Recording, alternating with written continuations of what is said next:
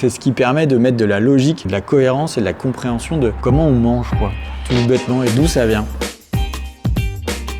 Le local dans la commande publique, ça n'existe pas. La demande, elle est là, mais il faut quand même la pousser et l'activer un petit peu. On vit année scolaire après année scolaire. Chez Soulanga, on raconte l'agriculture telle qu'elle est. D'habitude, je pars sur le terrain pour comprendre les réalités des agriculteurs, leurs réussites, leurs difficultés, mais aujourd'hui c'est différent. C'est différent parce que le sujet me concerne directement. Avec Caroline, nous sommes céréaliers dans la Marne et nous transformons une partie de notre production en pâtes, dont une part est destinée à la restauration collective. Depuis plusieurs années, une ambition fait consensus, le local. Les consommateurs le demandent, les parents d'élèves aussi, les élus le soutiennent. Partout en France, on veut plus de produits locaux dans les cantines. Pour soutenir l'agriculture, créer de la valeur sur les territoires, maintenir des emplois et rapprocher producteurs et consommateurs. Mais entre l'ambition et la réalité, le décalage est réel. Le local est partout dans les discours, mais il n'est pas défini et il n'est pas possible dans les actes d'achat. C'est de ce constat qu'est née Ma Cantine Locale, partenaire de cette vidéo. Une démarche simple. Quand une cantine achète local, elle ne choisit pas seulement un produit. Elle fait vivre des fermes, elle soutient son territoire, elle contribue à la souveraineté alimentaire. Elle éduque nos enfants à l'alimentation, aux produits cultivés sur leur territoire. Et elle crée du lien entre producteurs, collectivités et citoyens. Mais concrètement, qu'est-ce que ça change ? Est-ce que ça crée de vraies opportunités ? Est-ce que des filières durables émergent ? Et qu'est-ce qui bloque encore ? Pour répondre à ces questions, nous sommes partis à la rencontre de 3 producteurs. Aude en Bretagne, Mathilde dans le Gers et nous dans la Marne. 3 fermes, 3 productions, 3 réalités, mais une même envie, transformer et valoriser localement ce que nous produisons. Bienvenue dans ce micro. Salut filles. Ça va mes bichettes? Allez, on y va. Viens mes filles. Je m'appelle Aude Gaillard. Je suis installée ici à Saint-Brice-en-Coque, dans le pays de Fougères. Donc c'est à 30 km au sud du Mont-Saint-Michel, côté Bretagne. On a créé notre marque de produits laitiers qu'on appelle la ferme Les Gaillardites, des produits qu'on fabrique avec le lait de nos vaches, directement à la ferme et qu'on commercialise ici à la ferme, mais aussi autour de la ferme. Donc bonjour, je m'appelle Mathilde Reille.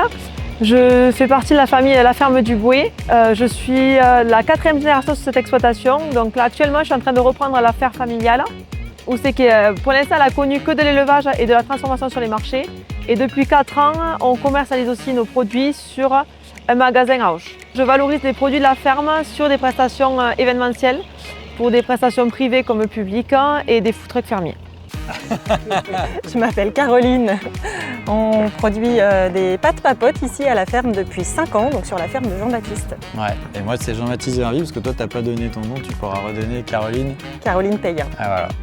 Et donc effectivement on fait des pâtes ici, mais avant de faire des pâtes, on est sur une ferme, donc la ferme des Grandes Tuileries, la ferme de mes parents qui est située à Cézanne dans la Marne. Et du coup, on produit globalement des céréales, mais dans les céréales, on a la petite particularité depuis 5 ans d'avoir introduit le blé dur. Et c'est ce blé dur qu'on transforme en pâte. Maintenant que vous connaissez nos 3 exploitations, regardons le poids de la restauration collective dans leur activité. Les situations sont très différentes entre Aude et nous, avec plusieurs années de recul, et Mathilde, plus récente sur ces marchés. La restauration collective dans notre activité, elle représente 45% de nos chiffres d'affaires, presque la moitié en fait. Elle représente un tout petit pourcentage parce que ça fait que 4 ans que j'ai commencé à développer des écoles. Et on peut le voir partout, le volume ne se fait pas du jour au lendemain, donc il y a quand même une production en amont. Donc le temps de mettre des productions en place, ça me prend quand même 1 an, 2 ans, voire ce que l'on engraisse. Donc du coup, à partir de maintenant, je vais pouvoir commencer à développer des écoles. Ouais. Chez nous, 30% des volumes partent sur la restauration collective. Ça peut aller autant dans des écoles primaires, des collèges, des lycées et des sociétés de restauration qui elles-mêmes vont livrer des écoles primaires. On travaille donc avec 80 établissements différents, donc de la crèche à la maison de retraite, en passant par les hôpitaux, les restaurants d'entreprise, l'armée, tout ce qui peut exister sur notre territoire et qui consomme des produits laitiers. Les caractéristiques de l'établissement peuvent être très diverses. Ce qui doit nous lier, c'est la proximité et le territoire. La vraie question est simple. Peut-on en vivre ? Car pour des producteurs qui s'engagent durablement, il faut un modèle économique solide. C'est le nerf de la guerre. La demande locale progresse, mais la réalité reste complexe. Entre intention et mise en œuvre, beaucoup d'arbitrages se font, comment cela se traduit-il sur nos fermes? Est-ce qu'il y a une vraie demande pour le local? Oui. Oui et non, j'ai envie de dire sur deux aspects. Oui, parce que les établissements scolaires aujourd'hui ils sont plutôt animés et objectivés parfois sur le local. Et un peu non, parce qu'il n'y a rien de vraiment proactif. La demande elle est là, mais il faut quand même la pousser et l'activer un petit peu. Ça, c'est le ressenti de Caroline. Les dynamiques sont très différentes selon les territoires et les acteurs. Le local, c'est aussi des relations humaines. On a quand même malgré tout des jolis cas aussi à partager. La ville de Châlons-en-Champagne, par exemple, a introduit d'elle-même le local dans ses critères qu'elle a transmis à sa société de restauration collective à qui elle délègue les repas, notamment des écoles primaires, des crèches. Maintenant, allons voir Aude. C'est nous qui avons développé ça en fait. C'est pas du tout la restauration collective qui est venue nous voir en disant tiens, on va vous faire travailler en fait. Ça marche pas comme ça. Ça fait quand même 20 ans qu'on est connu sur les marchés locaux, donc on a quand même une petite réputation qui s'est faite. Donc après, on côtoie aussi des gens qui sont là pour le territoire et faire vivre le territoire. Et après, on a cherché à voir comment on pouvait rentrer plutôt sur des marchés qui sont déjà organisés. Et ça demande déjà beaucoup plus de temps. Mais c'est vrai que l'effort principal du quotidien, c'est vraiment de taper porte par porte à chaque établissement, quoi. Malgré l'effort de communication qu'on a fait jusqu'à présent, on n'a pas de commande de resto-co qui arrive tous les jours sonner à la porte. Dans chaque cas, en fait, les établissements, ça peut être privé ou public. Et la gestion de la restauration, elle peut être propre à l'établissement ou concédée à une société de restauration. Donc en fait, tu vois déjà, ça peut faire 4 cas différents. Ça va aussi dépendre de la taille et qui va être le gestionnaire des achats. Parfois, celui qui va gérer les achats de produits, ça va être le chef en lui-même. Dans certains cas, ça ne va pas être le cas, c'est le chef cuisine, mais il a beau aimer tes produits, celui qui va réaliser les achats, c'est un gestionnaire ou un responsable des achats. Et c'est peut-être ça qui est le plus difficile en restauration collective, c'est de réussir à identifier qui va gérer vraiment le référencement et les achats. Et puis, il y a aussi parfois des appels d'offres sur lesquels nous, en tant que petits producteurs, on ne peut pas répondre puisque les appels d'offres, ce sont des marchés qui sont gérés par lot et en fait, seuls des grossistes qui peuvent répondre avec une multitude de produits peuvent répondre à ces lots dans lesquels rentrent les pâtes. On n'a pas les moyens, en tant que producteur, de pouvoir répondre à ces appels d'offres. Suivant les écoles plus ou moins importantes au niveau de la demande, c'est-à-dire au niveau du nombre d'enfants, on nous demande à fournir des volumes importants et des petites structures ne peuvent pas aussi répondre à la demande. Le constat est partagé. Le local est encouragé dans les discours, mais il ne peut pas être valorisé dans les achats publics. Le local dans la commande publique, ça n'existe pas. Tu peux pas en fait prioriser un producteur parce qu'il est plus proche que chez toi par rapport à une multinationale en fait. Si les cases elles ont été mal faites par la réglementation et que tu rentres pas dedans, eh ben tu te fais éjecter avant même que les personnes réfléchissent avec bon sens. Pour moi, le bon sens, dans le temps, quand tu voulais travailler avec quelqu'un, eh ben tu te déplaçais voir ce quelqu'un, tu regardais comment elle travaillait, tu appréciais la qualité des produits et tu décidais si tu travaillais ou pas avec elle. Eh ben parfois, quand on met plein de cases et de réglementations, il n'y a même plus de bon sens de savoir si les produits sont bons, si c'est juste à côté de chez moi. Juste parce que tu rentres pas dans la case, tu vas te faire dégager. Parfois, le local relève du bon sens, mais il ne rentre pas dans les cases administratives. Et il y a le prix. Les productions locales sont rarement alignées avec les prix de l'industrie. La vraie question est, quelle valeur donne-t-on à cette proximité ? Le prix peut parfois être un frein. Il y a forcément une différence de prix avec une pâte industrielle classique. Évidemment, on la justifie. Je peux dérouler l'argumentaire si on veut, mais rien n'est comparable à l'industrie chez nous, de la matière première jusqu'à la qualité et la tenue de la pâte. Notre yaourt, si tu veux le comparer à n'importe quel yaourt, il coûte 2 fois plus cher notre yaourt. Nous, on va vendre nos yaourts entre 32 et 38 centimes. C'est peu, mais c'est déjà 2 fois plus cher qu'un yaourt industriel. En même temps, je n'ai pas du tout les mêmes promesses. Je pense que derrière notre yaourt, il y a aussi plein de choses qu'un industriel n'est pas capable d'amener. Ne serait-ce par le circuit court, la fraîcheur, le lait qui est trait le matin et qu'on va transformer tout de suite. Mais après, moi j'ai la chance aussi d'être productrice, donc du coup en fait je valorise tout du début jusqu'à la fin. Donc c'est ce qui me permet d'avoir des tarifs attractifs. On arrive nous sur des volumes de restauration collective aussi à baisser nos prix. On va notamment conditionner sur du gros volume, donc ça va nous permettre de passer moins de temps au conditionnement. C'est comme ça aussi qu'on arrive à écraser un petit peu nos tarifs par rapport aux tarifs grand public. Et cela amène à une autre interrogation essentielle. Les collectivités jouent-elles vraiment le jeu du local ? Alors les chiffres le disent, aujourd'hui il y a 33% du local dans les assiettes. Et qu'en disent nos producteurs ? Les collectivités, on les sensibilise, elles jouent le jeu avec les moyens qu'elles peuvent aujourd'hui. Elles commencent à jouer le jeu de plus en plus. Pourquoi ? Parce qu'elles demandent même à avoir des contacts directement avec des producteurs. Ici, on a déjà reçu plusieurs fois les élus du département, de la région, les élus locaux de la commune, pour dire au fait, il y a des producteurs là qu'il faut manger. Pensez à se dire, ça y est, vous pouvez aligner les discours et les actes. C'est eux qui choisissent s'ils veulent faire travailler local ou s'ils veulent faire travailler des grossistes plus importants. Donc c'est pour ça qu'aujourd'hui, il faut se battre pour pouvoir rentrer dans des petites écoles. À moi de trouver les collectivités qui ont envie de construire et de jouer le jeu avec nous. C'est toute la difficulté. Et je peux vous le dire, pour le vivre au quotidien, même quand les marchés existent, la fragilité reste forte. Un élu change, un gestionnaire part, une organisation évolue, et des années de travail peuvent être remises en question en un rien de temps.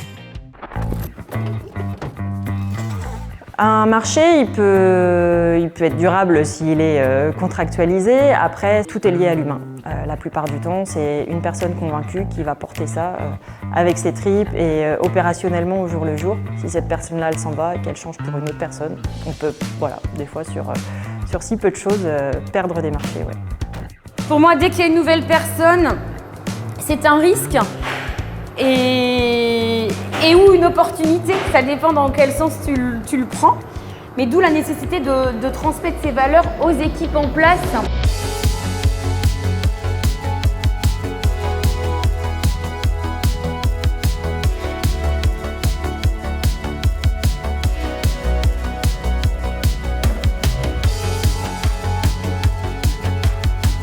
Rien n'est acquis et j'ai aucune garantie qui me dit que cette collectivité-là, la semaine prochaine, elle va continuer à travailler avec moi en fait. Il suffit que le gestionnaire se dise je vais réduire drastiquement l'investissement et le coût de ma matière première. Rien n'est acquis, jamais. Et nous, pour en fait essayer d'être le plus robuste face à ça, je mets pas les œufs dans le même panier et on essaye de faire en sorte que j'ai pas un établissement qui représente plus de 10% de mon chiffre d'affaires. Bonjour, ça va bien ? J'allais t'embêter ce matin. Salut Stéphane, bisous, merci. On vit année scolaire après année scolaire. C'est des marchés que l'on a sur une année. Donc du coup, on fait avec et on s'adapte. Aude, Mathilde et notre expérience racontent la même histoire. Des producteurs engagés, mais un défi commun. Construire un chiffre d'affaires solide pour investir et se développer. On a créé notre activité de transformation il y a 5 ans. On est à l'équilibre économique. Ça reste vraiment très tendu. Alors mon activité, oui, elle est rentable, mais il ne faut pas se le cacher, il ne faut pas de relâchement. Nous, on a quand même une activité assez complète, donc pour nous, oui, c'est viable. Mais tout se calcule, toutes les marges sont importantes à calculer. Aujourd'hui, non, on n'y est pas. Nous, on fait le pari de quelque chose qui va grossir et qui va générer du volume. Donc, le tarif de nos pâtes est typiquement branché là-dessus, sur l'espoir et surtout la stratégie de développement en restauration collective. Le bénéfice qu'on dégageait, on l'a tout de suite réinvesti dans l'embauche d'une salariée. Et donc, ça veut dire qu'aujourd'hui, on est à l'équilibre et on ne dégage pas encore suffisamment, notamment de revenus pour nous. Mais ça, on espère qu'avec l'arrivée de Floriane, l'idée c'est que ça me libère du temps pour pouvoir faire du commerce et vendre un peu plus nos produits et quelque part pérenniser aussi notre modèle et nous rémunérer. Après, il ne faut pas se le cacher, une exploitation agricole seule, aujourd'hui ça ne vit pas, même qu'on soit qu'un seul agriculteur. Il ne peut pas se tirer de revenus, ça c'est clair et net. Donc moi après, c'est pour ça qu'on a décidé de développer autant notre exploitation. Parce qu'on est persuadé que c'est ce qui nous amène aussi vraiment de la robustesse vis-à-vis du contexte autour de nous. La robustesse dans les choix qu'on met en œuvre, dans nos choix agricoles en fait. Ça nous permet vraiment de financer La création de valeur sur la ferme nous permet de financer les transitions agricoles sur notre exploitation. Riquinette qui s'approchait de toi et je trouvais ça très mignon. Bon, pardon. Il continue pour autre chose que l'économie. L'envie de nourrir autrement, de donner du sens, de recréer du lien entre producteurs et consommateurs, et c'est ce qui les fait avancer. Tu amènes à manger dans l'assiette des enfants. Il n'y a pas plus noble comme métier quand même. Quand je vais livrer par exemple l'école où c'est que mon fils est à l'école, et bon moi je sais ce qu'il mange. Nous on le fait parce qu'on pense que les enjeux au niveau de la planète sont tels qu'on doit, et c'est nécessaire si on veut préserver le vivant pour nos enfants. Si on peut rentrer comme ça dans des écoles, pour moi c'est une très grande fierté. Nous on veut que les gens, derrière nos pots de yaourt, ils identifient la ferme. De se dire, bah vous voyez, vous allez à la piscine découverte qui est juste derrière l'été, là, faire plouf, là, vous rafraîchir, bah le champ de blé dur il est juste en face et ça se trouve dans 6 mois, c'est ce que vous aurez dans votre assiette. Encore une fois, moi je trouve que c'est ce qui permet de mettre de la logique, on va dire, et de la cohérence et de la compréhension de comment on mange, quoi, tout bêtement, et d'où ça vient. Tous ceux qui décident un moment, qui appuient sur un bouton pour décider, je vais choisir lui plutôt que lui. J'aimerais tous les inviter à la ferme pour partager un moment de réflexion, d'échange sur l'alimentation. Certains agriculteurs, je sais, ils sont bloqués par rapport au volume, ils sont bloqués par rapport aux livraisons. Voilà, trouver une entente autour d'une table avec plein de producteurs pour adhérer à des petites écoles. Partout où nous sommes allés, le constat est le même. Le local existe déjà. Les agriculteurs produisent, livrent, des collectivités travaillent avec eux, des filières émergent, mais ceux qui s'engagent restent confrontés à des incertitudes fortes. La question n'est donc plus de savoir si le local est possible, mais comment le faire changer d'échelle, comment sécuriser les producteurs, comment construire des débouchés durables, comment éviter que tout repose sur des élus, des cuisiniers et quelques producteurs motivés. C'est tout l'enjeu de Ma Cantine Locale, une initiative qui rassemble agriculteurs, collectivités, citoyens autour d'une idée simple: faire de la cantine un levier pour l'agriculture locale et les territoires. Si ce sujet vous parle, découvrez leur démarche, allez sur le site internet et puis interpellez vos élus, parlez-en avec vos cantines, les associations de parents d'élèves, que sais-je, parce que le local ne se décrète pas, il se construit par tous. Merci d'avoir suivi cette vidéo. Dites-nous en commentaire comment ça se passe chez vous, si vos cantines locales sont très pro-producteurs locaux. Et puis pour finir, je pense que le mieux c'est de laisser le mot de la fin à Aude. C'est vos actes d'achat qui détermineront ce qui restera dans nos campagnes.